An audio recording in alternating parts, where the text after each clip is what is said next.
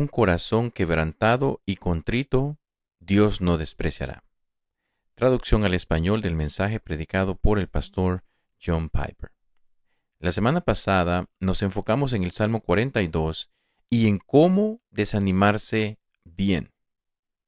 Y hoy nuestro enfoque está en el Salmo 51 y en cómo ser aplastado por la culpa de manera saludable.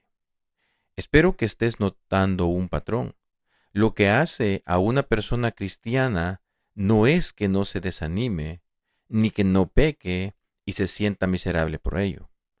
Lo que hace a una persona cristiana es la conexión que tiene con Jesucristo, la cual moldea cómo piensa y siente respecto a su desánimo, su pecado y su culpa.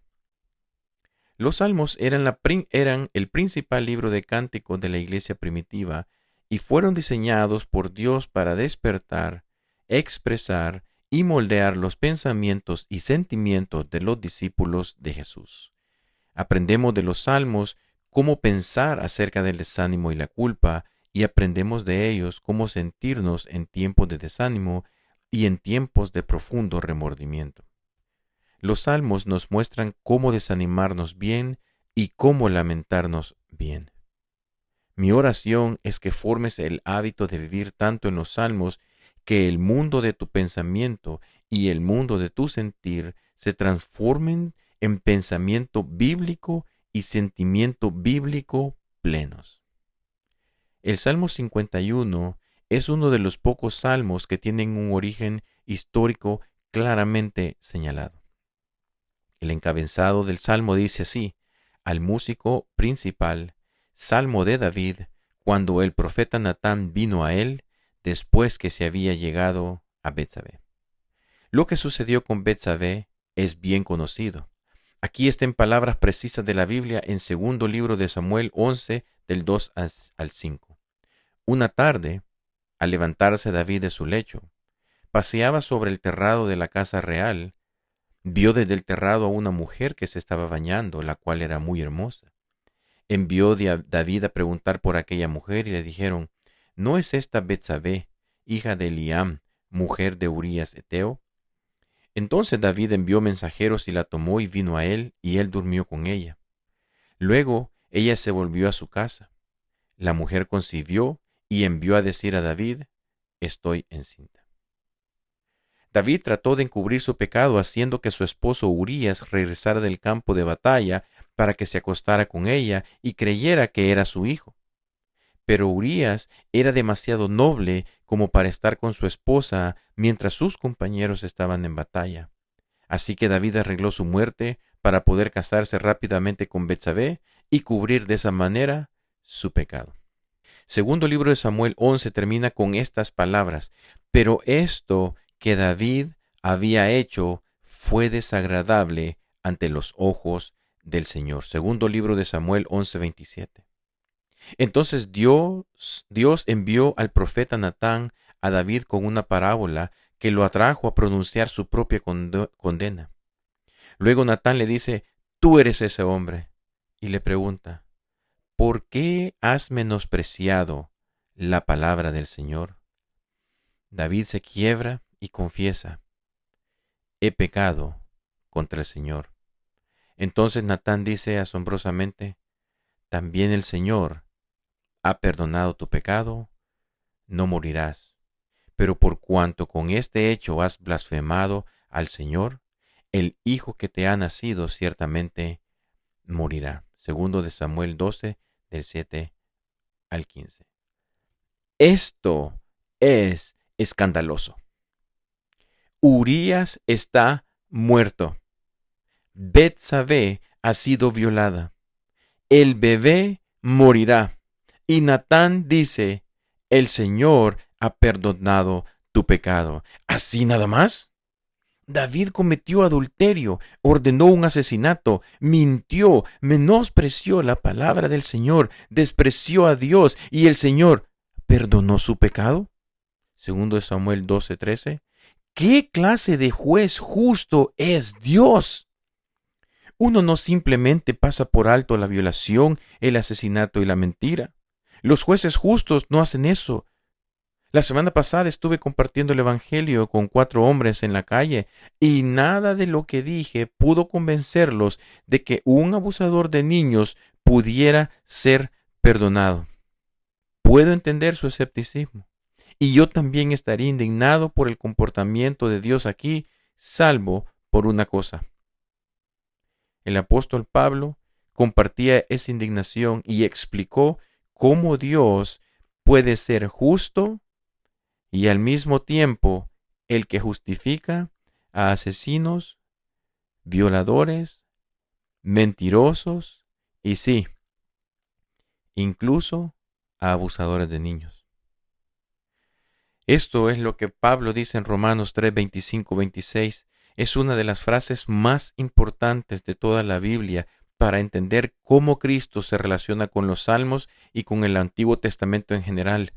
Dios lo exhibió públicamente a Cristo como propiciación por su sangre por medio de la fe.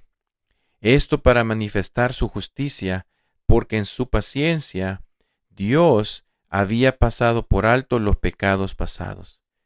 Esto es exactamente lo que dice segundo libro de Samuel 12:13, que Dios pasó por alto el pecado de David y lo hizo para demostrar su justicia en el tiempo presente, a fin de que Él sea justo y el que justifica al que tiene fe en Jesús. En otras palabras, la indignación que sentimos cuando parece que Dios simplemente pasa por alto el pecado de David sería una indignación válida si Dios en realidad estuviera barriendo el pecado de David debajo de la alfombra. Pero no es así. Dios ve desde los días de David hasta los siglos futuros la muerte de su Hijo Jesucristo, quien moriría en lugar de David, de modo que la fe de David en la misericordia de Dios y en su futura obra redentora lo une a Cristo. Y en la mente omnisciente de Dios, los pecados de David son contados como pecados de Cristo, y la justicia de Cristo es contada como justicia de David, y Dios de manera justa pasa por alto el pecado de David. La muerte del Hijo de Dios es suficientemente escandalosa y la gloria que revela es suficientemente grande como para que Dios quede vindicado al perdonar el adulterio, el asesinato y la mentira de David. Ahora bien, esa es la realidad objetiva de cómo David fue perdonado por su pecado y justificado delante de Dios. Pero lo que describe el Salmo 51 es lo que David sintió y pensó mientras se aferraba a la misericordia de Dios. Algunos podrían decir que los cristianos después de la muerte de Jesús ya no deben orar ni confesar de esa manera, que no deberían ni pensar ni sentir así. Yo no creo que eso sea correcto. Jesús, de una vez por todas, con su vida y su muerte, compró nuestro perdón y proveyó nuestra justicia. No podemos añadir nada a esa compra ni a esa provisión. Participamos del perdón y de la justicia únicamente por la fe. Pero en vista de la santidad de Dios y de la maldad del pecado, es apropiado que nos apropiemos y apliquemos lo que Él compró para nosotros mediante la oración y la confesión diaria. Danos hoy el pan nuestro de cada día, y perdona nuestras deudas, como también nosotros hemos perdonado a nuestros deudores. Mateo 6, 11, 12. Petición diaria por el pan, porque Él ha prometido suplir toda necesidad. Y oración diaria para apropiarse del perdón, porque ya ha sido totalmente comprado y asegurado para nosotros por la muerte de Jesús. El Salmo 51 muestra cómo el pueblo de Dios piensa y siente ante el horror de su propio pecado. Este es un salmo sobre cómo ser aplastado por nuestro pecado de forma saludable. Intentaré guiarte a través de 4 respuestas de David ante su pecado. 1. Primero se vuelve hacia su única esperanza. la misericordia y el amor de Dios. Versículo 1. Ten piedad de mí, oh Dios, conforme a tu misericordia, conforme a la multitud de tus piedades, borra mis rebeliones. 3 veces menciona, ten piedad, conforme a tu misericordia y conforme a la multitud de tus piedades. Eso es lo que Dios había prometido en Éxodo 34, 6, 7. El Señor, Dios compasivo y clemente, lento para la ira y grande en amor y fidelidad, que guarda su amor por 1000 generaciones y que perdona la iniquidad, la rebelión y el pecado, pero que de ningún modo tendrá por inocente al culpable.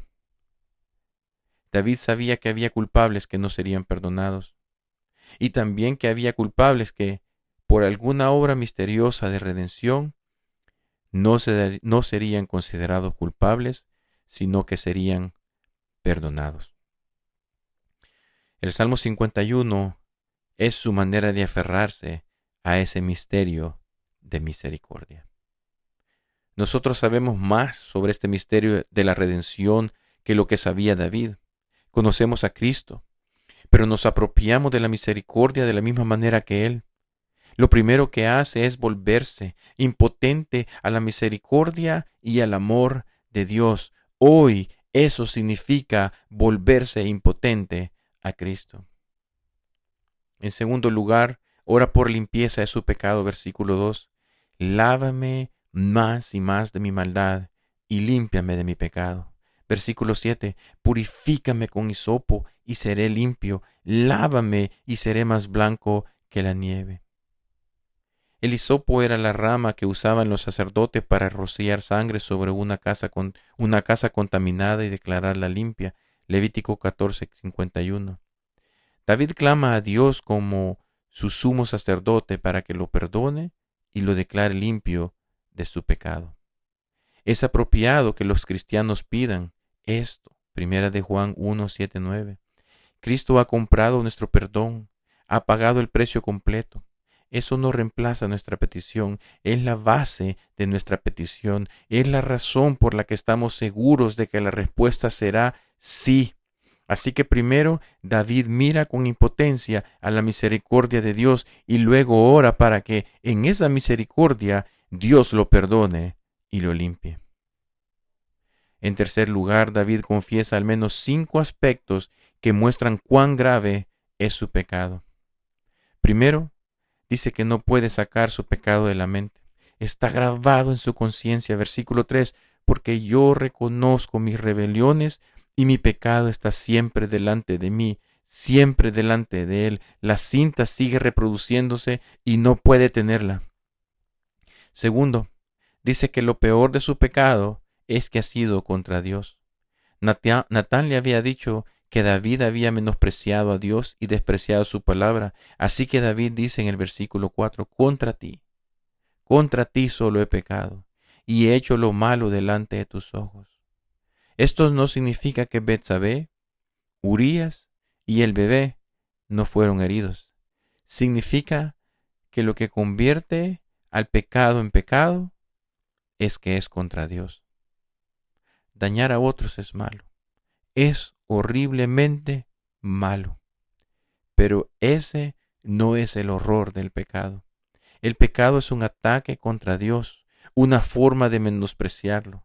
David lo admite con fuerza. Contra ti solo he pecado. Tercero, David vindica a Dios, no a sí mismo. No hay justificación propia, no hay defensa, no hay escapatoria. Versículo 4, para que seas reconocido justo en tu palabra y tenido por puro en tu juicio. Dios es justo, Dios es puro. Si Dios echara a David al infierno, Dios seguiría siendo inocente. Esta es una clase de arrepentimiento radical centrado en Dios. Así piensan y sienten los salvos. Dios sería justo si me condenara. El hecho de que aún respiro es pura misericordia, y que haya sido perdonado es pura misericordia comprada con sangre. David justifica la justicia de Dios, no a sí mismo. Cuarto, David intensifica su culpa al reconocer su corrupción de nacimiento. Versículo 5. He aquí en maldad he sido formado, y en pecado me concibió mi madre. Algunos usan su pecado innato como excusa para disimular su culpa personal. David hace lo contrario. Para él, el hecho de haber cometido adulterio, asesinado y mentido es expresión de algo peor. Por naturaleza es así. Si Dios no lo rescata, seguirá haciendo más y más mal. Quinto, David admite que pecó no solo contra la ley externa, sino contra la luz misericordiosa que Dios había puesto en su corazón. Versículo 6.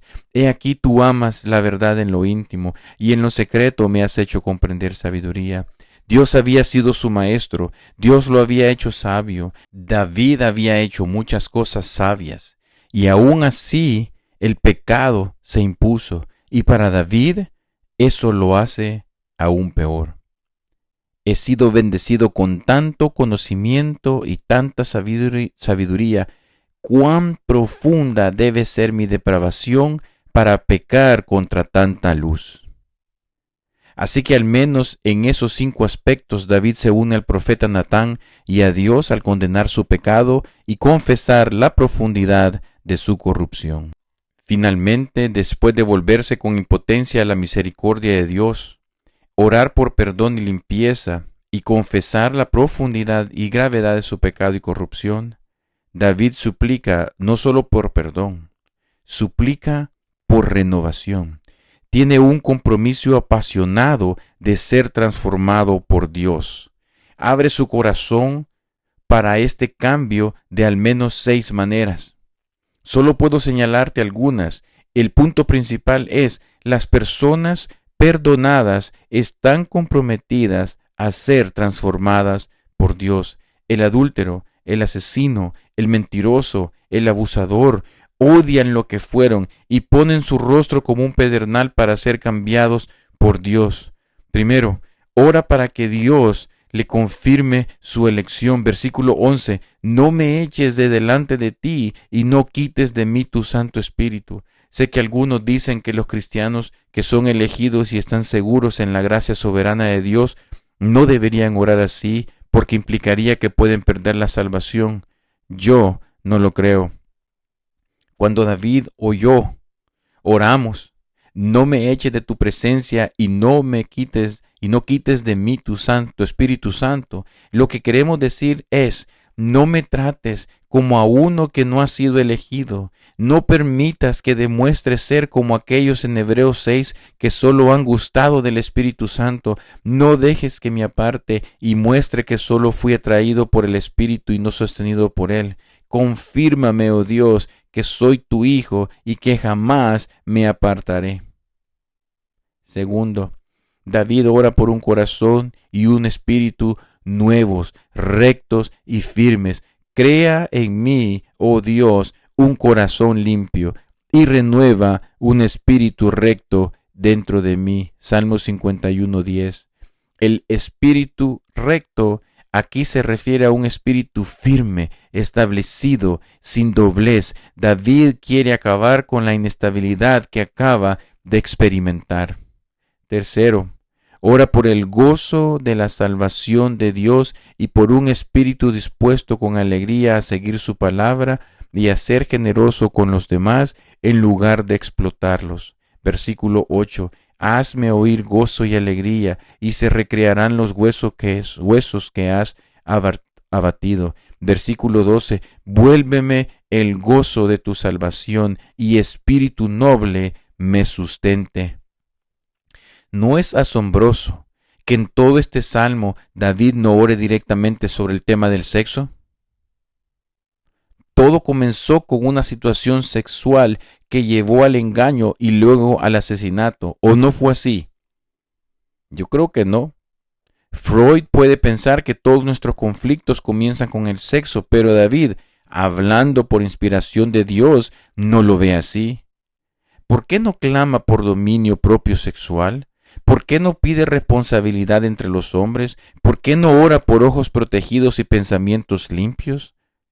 La razón es que Él sabe que el pecado sexual es un síntoma, no la enfermedad. Las personas caen en pecado sexual porque no tienen la plenitud del gozo y la alegría en Cristo. Sus espíritus no están firmes ni establecidos, vacilan, son seducidos y ceden, porque Dios no ocupa el lugar que debe tener en sus pensamientos y sentimientos.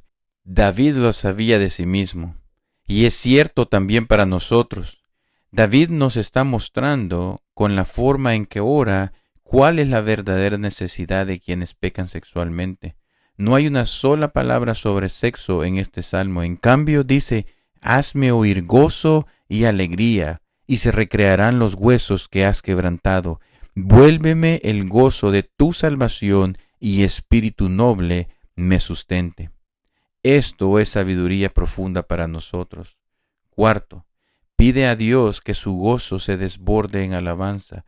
Versículo 15, Señor, abre mis labios y publicará mi boca tu alabanza. La alabanza es lo que hace el gozo en Dios cuando se quitan los obstáculos. Esto es lo que Él está pidiendo. Oh Dios, supera todo lo que en mi vida entorpece, que mi corazón se regocije y que mi boca te alabe. Haz que mi gozo sea incontenible. Quinto, pide que el resultado de todo esto sea una vida de evangelismo efectivo. Versículo 13. Entonces enseñaré a los transgresores tus caminos, y los pecadores se convertirán a ti.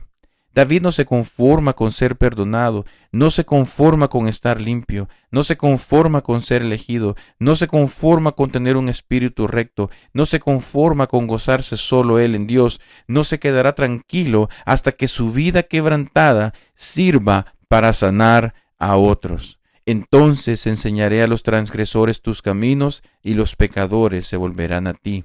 Y eso nos lleva al último punto. Sexto, descubre que Dios lo ha quebrantado por amor, y que un corazón quebrantado y contrito es el sello de todos los hijos de Dios. Versículo 17. Los sacrificios de Dios son el espíritu quebrantado. Al corazón contrito y humillado no despreciarás tú, oh Dios. Esto es fundamental para todo lo demás. Ser cristiano significa estar quebrantado y contrito. No cometas el error de pensar que puedes superar esto en esta vida. Marca la vida de los hijos felices de Dios hasta el día que mueren. Estamos quebrantados y contritos hasta llegar a casa, a menos que el pecado tome orgullosamente el control. Ser quebrantado y contrito no está en contra del gozo, la alabanza o el testimonio. Es el sabor del gozo, la alabanza y el testimonio cristiano. Termino con las palabras de Jonathan Edwards, quien lo expresó mejor que yo en su libro Afecciones Religiosas, página 339. Todas las afecciones piadosas, entre paréntesis, sentimientos, emociones, que son un dulce aroma para Cristo, son afecciones de un corazón quebrantado. Un amor verdaderamente cristiano, sea a Dios o a los hombres, es un amor humilde y quebrantado. Los deseos de los santos, por ferviente que sean, son deseos humildes. Su esperanza es una esperanza humilde, y su gozo, incluso cuando es inefable y lleno de alegría, es un gozo humilde y quebrantado. Que Dios te bendiga.